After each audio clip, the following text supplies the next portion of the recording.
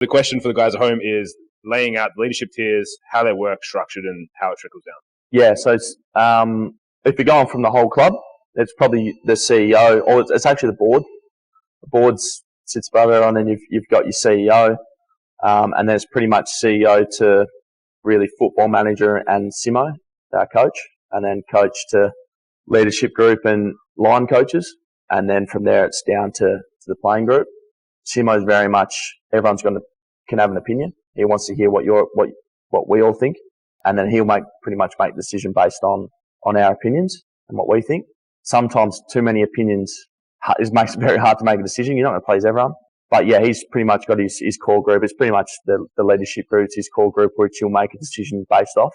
So yeah, we meet once a week and pretty much make decisions of what we think. And a lot of the meetings that we have is holistic, like I've said about the whole group. And it's a lot about culture. How's the culture going? How are individual players going? Are we happy with the way we're performing? Are we happy with what's working well, what's not working well?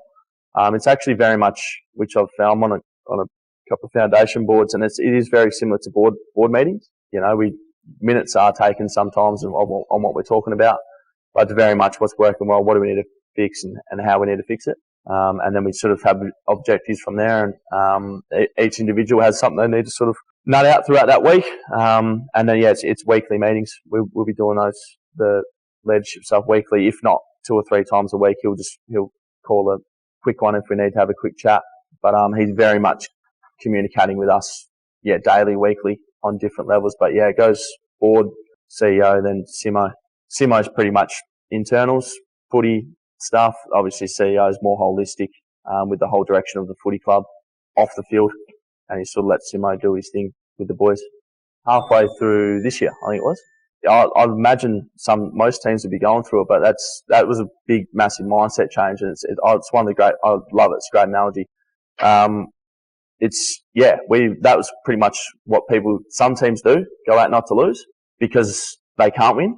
If that makes sense, it's very hard for them to win. So they're going, well, we need to hedge our bets. Let's just not lose by too much and let's make it respectful. A respectful loss if there is one. But ours is, we're very much play to win. And it's getting on the front foot a little bit more, structurally, the way we're thinking and being more aggressive in different areas. But, that gets spoken about a bit now at our footy club because a lot of people do that. You do just how do we hedge our bets and how do we sort of not lose by too much or, change things so we don't lose by too much, or are you going to stick your nuts out there a little bit and go, let's win. And that starts at training for us. Starts how we're training. Are we training just to get through, to make it to the weekend, or are we training to get better? Are we training to make sure we're prepped as well as we can for the weekend? So yeah, I'd imagine hopefully no other clubs using it, but I reckon it's the trend through the AFL. It filters through very quick. We all end up doing the same thing pretty quickly.